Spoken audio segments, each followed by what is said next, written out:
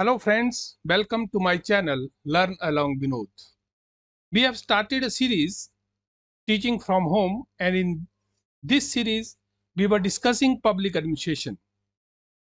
And today we will discuss the approaches to study public administration, part 6-2.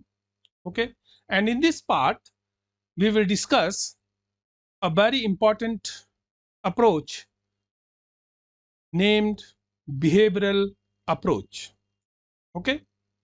So today we will discuss the behavioral approach. इससे पहले कि आगे बढ़े मेरे channel को सब्सक्राइब जरूर करें और बेल आइकॉन का बटन दबाएं ताकि आपको मेरे नए और लेटेस्ट वीडियो की नोटिफिकेशन मिलती रहे और आप कोई भी वीडियो मिस ना करें. Okay, so let's start behavioral approach. The behavioral approach to public administration owes its genesis to the human relations movement of the 1930s. The movement started as a protest to the traditional approaches to public administration that focused on organizations, institutionalizations, rules, and code of conduct, with absolutely no mention of people who are the center of all these activities. ये जो behavioural approach है, ये इसकी जो उत्पत्ति है इसको माना जाता है 1930s का दशक जो है वो इसको उत्पत्ति माना जाता है, क्योंकि उसमें जो ह्यूमन रिलेशन मूवमेंट चला था वो इसका एक उत्पत्ति का कारण था. ठीक है, और ये जो मूवमेंट है ये इसलिए चला था क्योंकि जो हमारी ट्रेडिशनल अप्रोचेस थी पब्लिक एडमिनिस्ट्रेशन की, उनका ज्यादातर फोकस जो है वो फॉर्मल स्ट्रक्चर के ऊपर था. फॉर्मल स्ट्रक्चर किस तरह से होना चाहिए, ओके तो उसके ऊपर प्रिंसिपल्स कैसे होने चाहिए, उनके ऊपर उनका क्या था, कंसंट्रेशन उनके ऊपर था, फोकस उनके ऊपर था, और they ignore the human side of the organisation. Okay, so this movement started as a protest against that. Okay, behavioralism came to public administration through the human relation approach, which originated in a series of studies conducted between 1927 and 1940 by a group of researchers from Harvard University at the Hawthorne plant of the Boston Electric Company in Chicago. The experiment clearly revealed the critical influence of social organization on the individual worker. देखिए, ये जो behaviourism है, जो एक human relation approach हमारे administration या public administration के literature में आई, और उनका जन्म जो हुआ था वो था आपका हॉथॉर्न एक्सपेरिमेंट्स. ठीक है, जो 1927 और 1940 के बीच में हुए, और इन एक्सपेरिमेंट्स या इन स्टडीज से ये चीज निकल के आई कि जो सोशल ऑर्गेनाइजेशंस हैं, ठीक है, उनका इन्फ्लुएंस जो है वो इंडिविजुअल वर्कर के ऊपर क्या है उसको उन्होंने उजागर किया. ठीक है, Harvard Simon's administrative behavior provides a deep insight into the behavioral approach. Simon recommended an empirical approach to the study of administration and maintained that to be scientific, one must exclude value judgments and concentrate attention on facts. Okay, Simon ये एक बहुत ही बड़ा नाम है administrative theory thoughts में, और उनकी एक बुक है administrative behaviour, which is one of the most important book. Okay, तो वहां उन्होंने रेकमेंड किया है कि जो आपकी वैल्यू जजमेंट्स है वो नहीं होनी चाहिए. आपके अटेंशन जो है किसके ऊपर होना चाहिए, आपका अटेंशन जो है फैक्ट्स के ऊपर होना चाहिए. ठीक है, और स्टडी जो है वो साइंटिफिक होनी चाहिए. मतलब ये कि इंपीरिकल स्टडी होनी चाहिए. इंपीरिसिज्म के ऊपर उन्होंने ज्यादा जोर दिया, और that means the scientific method should be applied to study human behaviour और organisation behaviour. Okay, indeed, since the early 1950s, behavioralism has come to public administration primarily through sociologists and psychologists working in related fields. ठीक है, 1950s के बाद जो behaviourism आया और जो scholars थे वो कुछ सोशोलॉजिस्ट थे, साइकोलॉजिस्ट थे, उन्होंने बहुत ज्यादा कंट्रीब्यूशन जो है इस अप्रोच में दिया। चाहे वो आपके इब्राहिम मैस्लो की बात हो, डगलस मैकग्रेगर, चेस्टर आई बर्नार्ड हो गया, मैरी पार्कर फोलेट हो गए, रेंसिस लिकर्ट हो गए या क्रिस आर्जिरिस हो गए, ये सभी के सभी बिहेवियरलिस्ट साइंटिस्ट माने जाते हैं। ठीक है, और उन्होंने बहुत ज्यादा कंट्रीब्यूशन दिया है किसमें, बिहेवियरल अप्रोच के लिए। ओके, जो बर्नार्ड्स है, Barnard approach to the organisation can be called behavioural as he laid emphasis on the psychological aspect of management. Like Mary Parker Follett, he viewed the organization as a social system. जो आपका Bernard's है, ठीक है, Chester आई Bernard है, ठीक है, उन्होंने जो एम्फेसाइज किया वो किया psycho social aspects of management, जो साइको सोशल एस्पेक्ट्स हैं, ठीक है, उसके ऊपर ज्यादा एम्फेसिस किया। और उन्होंने भी मैरी पार्कर फोलेट की तरह ऑर्गेनाइजेशन को एक सोशल सिस्टम माना या उसकी तरह देखा कि ये सोशल सिस्टम है। और जब हम सोशल सिस्टम की बात करते हैं तो वहां पे हम ह्यूमन बीइंग को इग्नोर नहीं कर सकते हैं। उनकी जितने भी चीजें हैं, चाहे वो मोटिवेशन से रिलेटेड है, लीडरशिप से रिलेटेड है, या उनकी जो जो भी चीजें हैं उनको हम इग्नोर नहीं, we can not ignore the human side of the organisation. So we must concentrate on that aspects also. Okay, then Argyris focus on the individual's relationship with the organization, कि इंडिविजुअल के relationship जो organisation के साथ कैसे हैं या कैसे हैं, ठीक है, उनके ऊपर आर्जिरिस ने क्या किया, फोकस किया। उन्होंने सुजेस्ट किया that the personal development of the individual is affected by the organisational situation. जो इंडिविजुअल की पर्सनल क्या है, डेवलपमेंट है, ठीक है, वो किसके द्वारा अफेक्ट की जाती है, ऑर्गेनाइजेशनल सिचुएशन के द्वारा। यहीं पे एक चीज आती है कि दो, एक सोशलाइजेशन और पर्सनलाइजेशन की बात भी आती है। सोशलाइजेशन क्या है कि पर्सनलाइजेशन होता है कि आप अपने इंटरेस्ट के लिए काम कर रहे हो, using the organisational structure for your own benefits. But when we talk about the socialization process, that means you are socializing, that means you are working for the achievement of organization goals. और इससे क्या होता है कि जब आप organisation गोल को achieve करते हैं तो उसके साथ आपके पर्सनल इंटरेस्ट भी क्या है या गोल जो है वो भी अचीव होते हैं।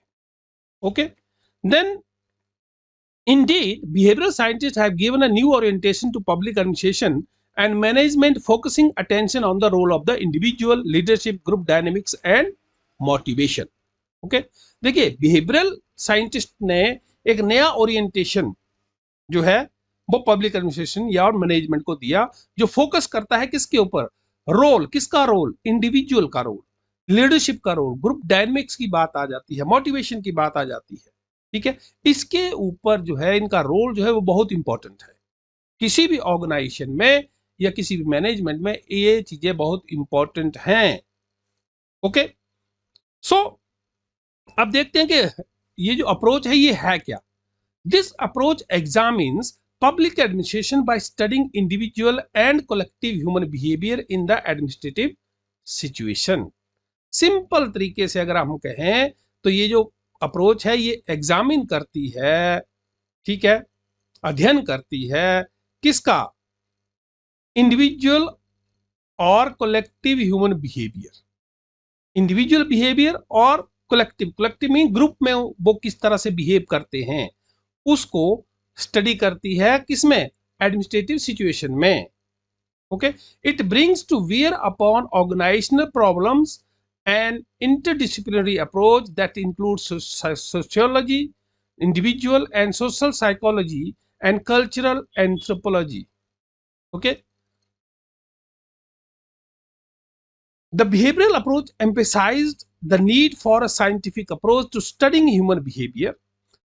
मतलब ये कि जो बिहेवियरल अप्रोच है वो क्या करती है, किस चीज के ऊपर एम्फेसाइज करती है, ये एम्फेसाइज करती है कि साइंटिफिक अप्रोच जो है वो यूज करनी है किसके लिए, ह्यूमन बिहेवियर को स्टडी करने के लिए। और ये जो फॉर्मल इंस्टीट्यूशनल अप्रोच है उसको ये रिजेक्ट करती है। ठीक है, जो ये मानती है कि ये फॉर्मल स्ट्रक्चर है या फॉर्मल इंस्टीट्यूशंस है, they are the basic unit of research, but instead ये जो अप्रोच है, बिहेवियरल अप्रोच है, ये कहती है कि behaviour, studying the behaviour of individuals in political situation is the basic unit of research. Okay, that means अगर आप ह्यूमन बिहेवियर को नहीं पढ़ते हैं या स्टडी नहीं करते हैं, उसका अध्ययन नहीं करते हैं और किसी भी तरह का काम करते हैं only on the basis of studying institutions or structure of the organizations, you cannot achieve organizational objectives as well as satisfy the human beings. Okay, it insists upon survey research and the application of statistics to the study to the data observed and other fieldwork exercises. It stresses the mutual interdependence of theory and research. It tries to develop a rigorous research design and apply precise analysis methods to political behavior problem. Okay, यहाँ पे देखिए, जब हम बात करते हैं behaviourism बोलता है कि साइंटिफिक स्टडी होनी चाहिए। और जब हम साइंटिफिक स्टडी की बात करते हैं, साइंटिफिक स्टडी का मतलब ये है कि you have to collect data. Okay, and when you collect the data with the help of field work exercises or other means of data collection, what you need to do, you need to apply stat, you need to apply maths, mathematical calculations. On the basis of that mathematical and statistical calculations, you come to some conclusions. Okay, और यहाँ पे बात ये आती है कि ये जो आपके बिहेवियरल अप्रोच है, ये एक बहुत ही कठोर अनुसंधान डिजाइन को विकसित करने की बात भी करता है। ठीक है, और उसको अप्लाई करना है किसके ऊपर, analysis, precise analysis method to political behaviour problem. जो बिहेवियरल प्रॉब्लम्स हैं, यहाँ पे पॉलिटिकल की बात भी कर लेते हैं या एडमिनिस्ट्रेटिव की बात भी कर लेते हैं, ऑर्गेनाइजेशन में किस तरह की ह्यूमन बिहेवियर प्रॉब्लम्स हैं, उनको एनालाइज करना है with the help of these methods. Okay, so does the behavioral approach accept knowledge that is inductive, quantifiable, objectively verifiable and specific? ठीक है, जो क्वांटिफिएबल मात्रात्मक है, ठीक है, ऑब्जेक्टिव है, वस्तुनिष्ठ है, ठीक है, या वस्तुनिष्ठ रूप से सत्यापित है, इंपॉर्टेंटली ऑब्जेक्टिवली वेरिफिएबल, ठीक है, और विशिष्ट है। ठीक है, उस ज्ञान को ये स्वीकार करता है। और दूसरी तरफ रिजेक्टिंग अनसब्सटेंशिएटेड, सब्जेक्टिव और even worthless propositions that rest on any other foundation. ठीक है, उन सभी चीजों को ये रिजेक्ट करता है जो वर्थलेस है, जो सब्जेक्टिव हैं, ठीक है, या जो निराधार हैं, वो सारी की सारी निराधार हैं, उन सभी को वो खारिज करता है। ठीक है, it condemns the methods claiming justification through wisdom, insight and intuition. ठीक है, ये उन सभी तरीकों को क्या करता है, तरीकों की निंदा भी करता है, जो क्लेम करते हैं, जो जो जो जो दावा करते हैं। ठीक है, मतलब किस चीज का, जस्टिफिकेशन का, औचित्य का दावा करता है, किसके बेस पे, विजडम के बेस पे, इंसाइट के बेस पे, या इंट्यूशन के बेस पे, ये मुझे इंट्यूशन हुई। Okay, it has shifted the balance of concern from prescription, ethical inquiry and action to description, explanation and verification. ये इंपॉर्टेंट है। ठीक है, prescription, ethical inquiry and action, यहां से शिफ्ट करता है ये किसको, कंसर्न को। ठीक है, किस तरफ को, विवरण के ऊपर, डिस्क्रिप्शन के ऊपर, एक्सप्लेनेशन, स्पष्टीकरण के ऊपर, और सत्यापन के ऊपर। Verification is important, explanation is important. Okay. So come to the features of behavioral approach. The first is its literature is descriptive and analytical and not prescriptive or normative. ठीक है, नॉर्मेटिव नहीं है, प्रिस्क्रिप्टिव नहीं है, निर्देशात्मक नहीं है, वर्णनात्मक है और विश्लेषणात्मक है। और इसका जोर किसके ऊपर है? इसका जोर है व्हाट इज, क्या है, इसके ऊपर नहीं कि but should be. But should be के ऊपर इसका कंसंट्रेशन नहीं है। इसीलिए इसको कहते हैं कि it is the study of the present not the treatment of the future. ये किसको? प्रेजेंट को स्टडी करता है। ठीक है, मतलब बट इज क्या है, इसको स्टडी करता है। Okay, then second is behaviouralism uses scientific methods for organizational analysis and study. Its emphasis is on making administration a social science, and for this it is necessary that the unscientific sentimental approach of organizations should be abandoned. ठीक है, मतलब ये कि ये scientific method का use करने के लिए कहता है, किसके लिए? ऑर्गेनाइजेशन को एनालाइज करने के लिए और उसको स्टडी करने के लिए। और दूसरी तरफ ये एडमिनिस्ट्रेशन को एक सोशल साइंस बनाना चाहता है। और उसके लिए जरूरी क्या है? उसके जब सोशल साइंस की बात करते हैं तो उसके लिए जरूरी ये है कि जो आपके अवैज्ञानिक चीजें हैं, अनसाइंटिफिक चीजें हैं, या सेंटिमेंटल अप्रोच है, भावुक दृष्टिकोण है, उसको त्यागने के लिए कहता है कि वो that should be abandoned. Okay, instead, और इसके अलावा और इसकी बजाय mathematical operations, statistical methods and methods like PERT CPM are used. ठीक है, इसकी बजाय ये किनका यूज करता है? जो मैथमेटिकल मेथड्स हैं या ऑपरेशंस हैं या स्टैटिस्टिकल मेथड्स हैं, और मेथड्स जैसे PERT है आपका, CPM है आपका, इन मेथड्स को यूज करने के लिए कहता है। It is interdisciplinary in character, मतलब ये कि ये इंटरडिसिप्लिनरी है, अंत विषय है। ये अपना लिटरेचर जो है वो अलग अलग डिसिप्लिन से लेता है। सोशियोलॉजी हो गया, साइकोलॉजी हो गया, लॉ हो गया, हर एक तरह का। क्योंकि जब आदमी ऑर्गेनाइजेशन में काम कर रहा है तो वहां पे बहुत सी चीजें हैं, जो आपका इनर एनवायरनमेंट है, इंटरनल एनवायरनमेंट है, that consist of different things. वहां पे सोशल बिहेवियर भी है, वहां पे ग्रुप्स भी हैं, वहां पे लीगल प्रोसेसेस भी हैं।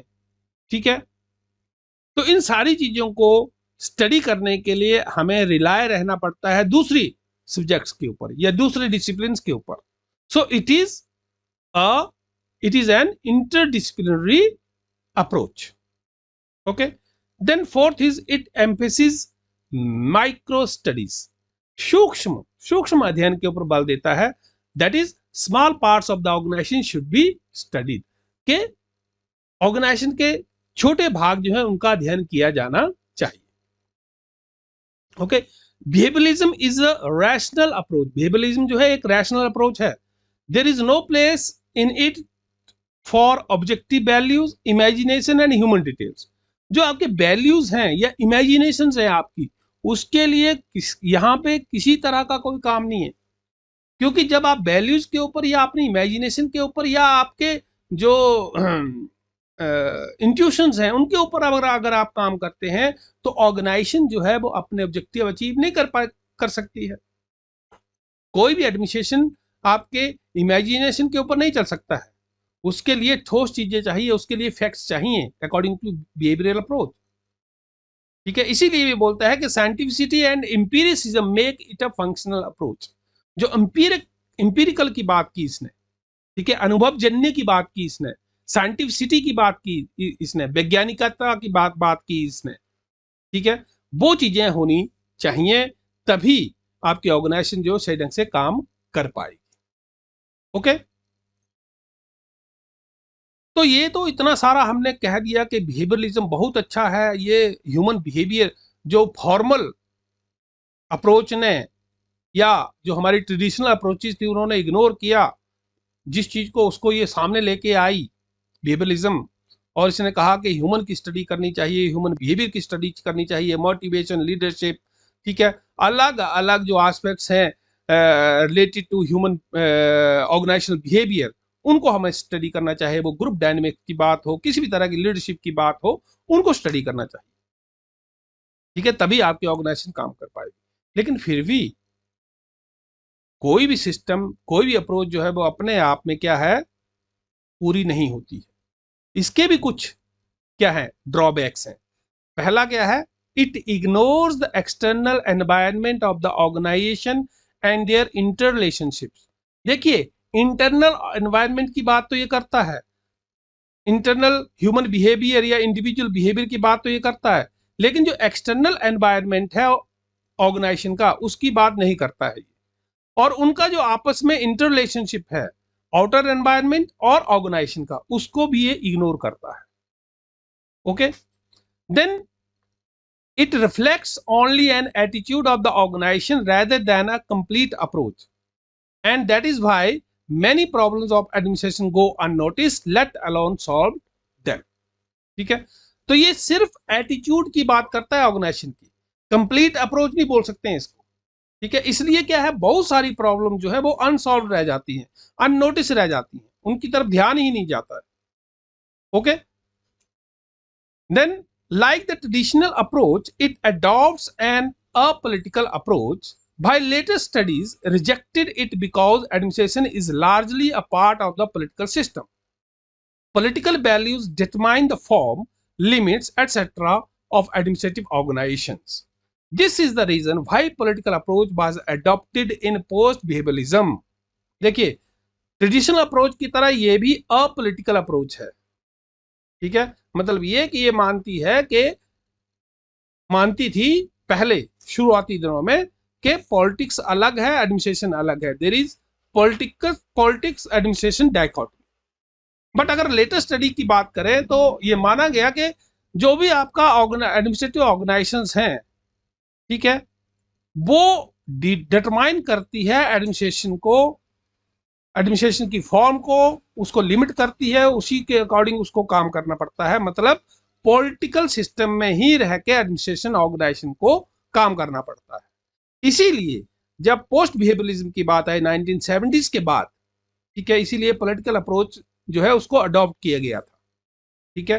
तभी तो नई अप्रोच भी आई सामने, that is what is that, public policy approach।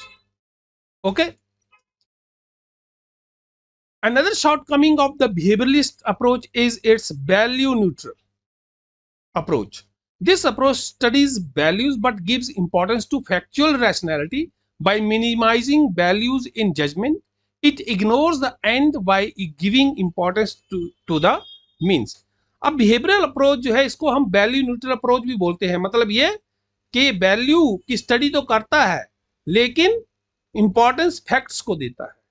मतलब ये कि एंड को इग्नोर कर रहा है और मीन के ऊपर ज्यादा ध्यान केंद्रित कर रहा है, उसको ज्यादा इंपॉर्टेंस दे रही है, ठीक है।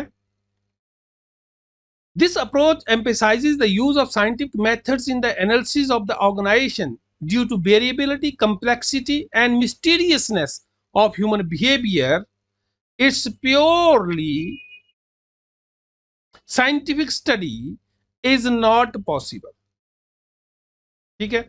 अब देखिए, यहां पे बात यही आती है कि बिहेवियरलिज्म बोलता है कि ह्यूमन बिहेवियर या ऑर्गेनाइजेशन बिहेवियर की साइंटिफिक स्टडी होनी चाहिए, लेकिन पूरी तरह से साइंटिफिक हो जाना ह्यूमन के केस में पॉसिबल नहीं है, क्योंकि हर एक ह्यूमन बीइंग, अगर इंडिविजुअल की बात करें तो उनका बिहेवियर हर एक का अलग अलग है, कॉम्प्लेक्स बिहेवियर होता है। तो हर एक बिहेवियर को, हर एक इंडिविजुअल के बिहेवियर को जानने के लिए, उसको स्टडी करने के लिए क्या करना पड़ेगा, अलग अलग स्टडीज करनी पड़ेगी, ठीक है। इसका मतलब ये है कि purely scientific study is not possible. Okay, so these are some of the, you can say, criticism of this approach. मुझे लगता है कि आपको ये समझ में आया होगा। So thank you for watching, और मेरे चैनल को सब्सक्राइब जरूर करें और साथ ही बेल आइकॉन का बटन दबाएं ताकि आपको लेटेस्ट वीडियो जो हैं वो मिलती रहें। धन्यवाद।